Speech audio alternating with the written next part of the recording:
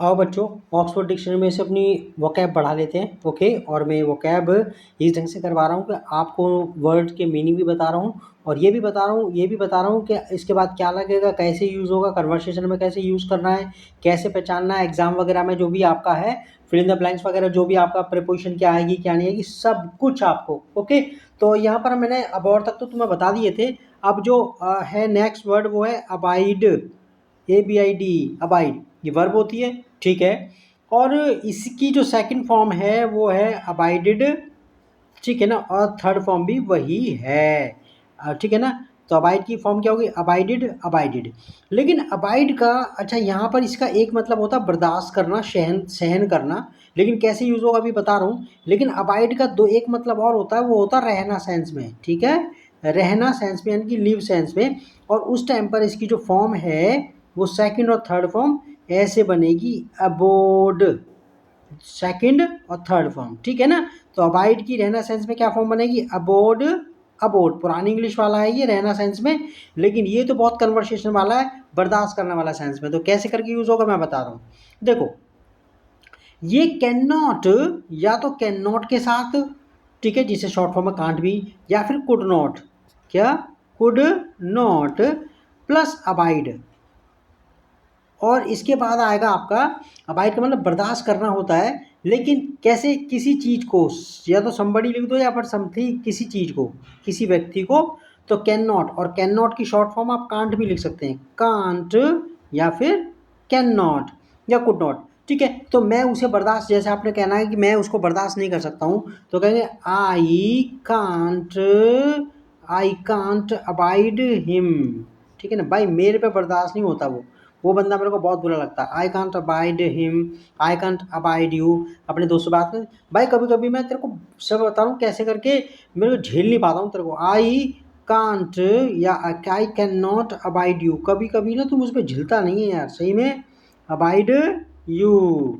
Okay, अच्छा, कोई किसी चीज़ के लिए भी आ सकता है, जैसे आई कैन नॉट, सेंटेंस बनाते चलो, आई कैन नॉट अबाइड, ठीक है ना, आई कैन नॉट अबाइड, ठीक है, हिज हैबिट्स, हिज, ठीक है ना, his habit, his bad habit, bad habit कुछ भी, ठीक है। मतलब मैं बताना चाह रहा हूँ कि व्यक्ति के साथ साथ वस्तु के लिए भी इस यूज़ हो सकता है, ठीक है, कि मैं बर्दाश्त नहीं, मेरे पर बर्दाश्त नहीं होता, I can't abide him, I can't abide it कह सकते हो, आई कैन नॉट, ठीक है, I I can not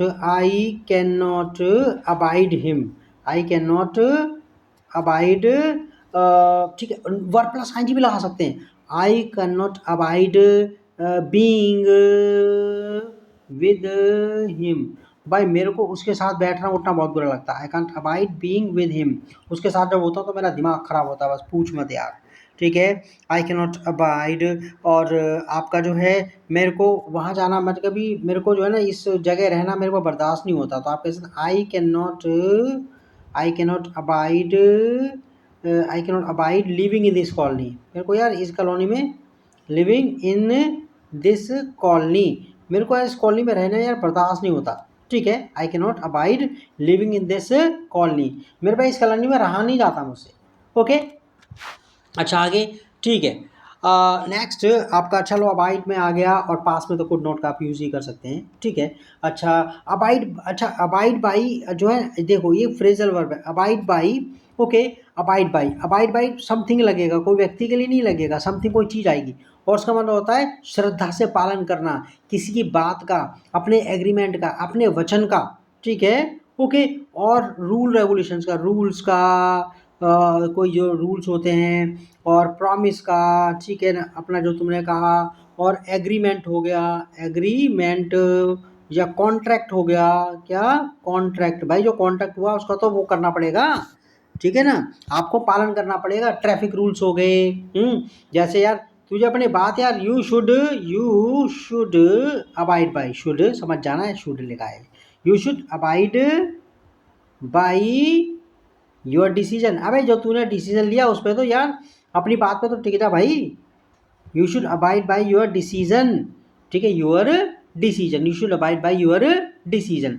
okay, तो अबाइड बाय क्या होता है, पालन करना, लेकिन बड़े श्रद्धा से। ये फॉलो से ज़्यादा स्ट्रांग है और ऑब्जर्व से, ठीक है ना, और फॉलो करना से बहुत ज़्यादा स्ट्रांग है, बहुत श्रद्धा से, ठीक है। तो उनके मीनिंग सेंस ही बढ़ जाता है। अच्छा, ये एक वर्ड और है अबाइडिंग। अबाइडिंग ये एडजेक्टिव है। क्या ये एडजेक्टिव है, लेकिन इसका मतलब क्या है, किसी फीलिंग के लिए, ठीक है। और जैसे कोई फीलिंग के लिए, कि जैसे अबाइडिंग लव फॉर, जैसे किसी कोई है लड़का है, ठीक है, इवन शादी के बाद मतलब उसका उससे बहुत प्यार करता था, तो ये क्या क्या कहेंगे, he has an abiding love, ठीक है, abiding love for her, okay. उसके मन में उसके लिए मतलब खत्म ना होने वाला, बहुत दिन तक चलने वाला अबाइडिंग रिलेशनशिप। क्या, अबाइडिंग रिलेशनशिप। अबाइडिंग रिलेशनशिप कैसी रिलेशनशिप, जो बहुत टाइम तक चले। फ्रेंडशिप, ठीक है, friendship. Trust, okay, believe, okay. तो ऐसा रिलेशनशिप, अबाइडिंग रिलेशनशिप कैसी हो गई, तो मतलब जो खत्म ना हो, बहुत टाइम तक, बहुत पुरानी, बहुत टाइम से चले, ओके। और जो जैसे भाई मैं तो अबाइडिंग अबाइडिंग ट्रस्ट है, अबाइडिंग ट्रस्ट में तो हिलने वाला नहीं हो। अच्छा ठीक है, अब नेक्स्ट अबिलिटी का देखो, ये मतलब ना कहना कि अबिलिटी तो मुझे आता है, अबिलिटी योग्यता होता है, उसको यूज़ कैसे करके करेंगे। तो देखो कि मेरे में योग्यता है कुछ करने की, तो आई हैव एन अबिलिटी, मेरे में ability to do something, ability to do something. तो डू समथिंग मतलब मेरे में योग्यता है, हैव के साथ लगेगा, योग्यता तो कुछ करने की, ठीक है। तो ओके, तो होना, अबिलिटी योग्यता होना। अच्छा एक सेंस में। अच्छा आगे कहता है नेक्स्ट, एक देखो, रिगार्डलेस ऑफ, भाई ऐसा है, रिगार्डलेस, हर कोई इस रिलेशन में, रिगार्डलेस ऑफ एबिलिटी मतलब कोई आदमी अपनी क्षमता को कोई ध्यान नहीं रखा जाएगा, ABLITY ability, regardless of ability, कोई भी बंदा इस रेस में भाग ले सकता है। तो ऐसे बोल दिया करो, आधा हिंदी में आधा इंग्लिश में, तो कुछ तो याद हो जाएगा। रिगार्डलेस ऑफ एबिलिटी, भाई यहाँ पर कोई भी ज्वाइन कर सकता है। रिगार्डलेस, जैसे कोई प्राइवेट कंपनियाँ होती हैं, वो ये नहीं देखती कि बंदे ने MCA करा नहीं करा, BCA करा नहीं करा, ठीक है। वो कहती है बंदा है भाई regardless of your qualification, regardless का मतलब बता दूं, को छोड़ करके, तो रिगार्डलेस ऑफ योर एबिलिटी, तुम्हारी एबिलिटी पर आप कैसी है, तो इस रेस में भाग ले सकते हो, जैसे मैराथन होता है ना पर्यावरण के वगैरह के लिए, ओके। अच्छा इसका जो उल्टा है वो इनएबिलिटी होता है, इनएबिलिटी ठीक है ना, अक्षमता, ओके। अच्छा एबिलिटी का इस्तेमाल जो है देखो, आप कैसे करके यूज़ कर सकते हैं, a man of your ability, अबे तेरी ऐसी, a man of your ability, आधा हिंदी बोल दिया आधा इंग्लिश बोल दिया, a man of your ability, भाई तेरी ऐसे क्षमता का आदमी, तुझे तो कहीं भी नौकरी मिल जाएगी, you can get a job everywhere. A man of your ability, तेरे ऐसे जो आदमी है, तेरी क्षमता जितनी तेरी कैपेसिटी है, you can get a job everywhere, you can get a job everywhere. तो इसको याद रख लो, a man of your ability, ठीक है। या फिर अरे वो बंदा तो उसमें तो इतनी योग्यता है किसी और के लिए, ही सम, ठीक है ना, अ मैन ऑफ हिज एबिलिटी, यहाँ पर हिज लगा दिया, किसी फ्रेंड के लिए बात कर रहे हैं, लड़की के लिए तो हर लगा दिया, तो अ मैन ऑफ, ठीक है ना, फिर वीमेन आएगा, औरत आएगा, तो ठीक है ना, ओके। तो हिज की हम बात कर लेते हैं, अ मैन ऑफ हिज एबिलिटी, जो तुम्हारा लड़की है तो विमेन लगा देना यहाँ पर, ठीक है, okay. A women of her ability can get a job everywhere, उसे कहीं भी मिल जाएगी, एनीवेयर, उसे कहीं भी जॉब मिल जाएगी, ओके। अब किसी की तारीफ जैसे कर रहे हैं, oh man you are a man of extraordinary ability, क्या एक्स्ट्रा, AXTRA ऑर्डिनरी, यस याद कर लो इन्हें, एबिलिटी, किसी की तारीफ कर रहे हैं, भाई तू तो अद्भुत क्षमता वाला आदमी है, you are a man of extraordinary ability, तू तो बंदा ही जबरदस्त है भाई, ओके। अच्छा अब एक फ्रेज और है देखो, जैसे कि आप याद कर लो इसे, कि जिसमें, हाँ अच्छा ये बताओ, जिसमें क्लास, वो ऐसी क्लास जिसमें कि अलग अलग मतलब कमज़ोर बच्चा भी, इंटेलिजेंट बच्चा भी है, तो ऐसी क्लास को क्या बोलते हैं, ठीक है ना, आ क्लास ऑफ, ठीक है ना, ठीक है ना, a class of students, a class of students of mixed ability, क्या मिक्स्ड एबिलिटी, समझ में आ गया जी। Class of students of mixed ability, एक ऐसी क्लास जिसमें स्टूडेंट्स कैसे अलग अलग एबिलिटी वाले, मिक्स्ड एबिलिटी। तो आप हिंदी में बोल दो यार वो मिक्स्ड एबिलिटी वाले स्टूडेंट्स हैं वो सारी क्लास के अंदर, ये नहीं कि सब एक जैसे ही हैं, ठीक है। क्लास में भाई मिक्स्ड एबिलिटी, एक क्लास में मिक्स्ड एबिलिटी के स्टूडेंट्स होते हैं एक क्लास में, देखो ऐसे करके बोलने से फ्रेज याद हो जाते हैं, ठीक है ना। एक मिक्स्ड एबिलिटी वाली क्लास के अंदर भाई वो आपको टाइम तो ज़्यादा देना पड़ता है, सब्र रखना पड़ता है, ठीक है।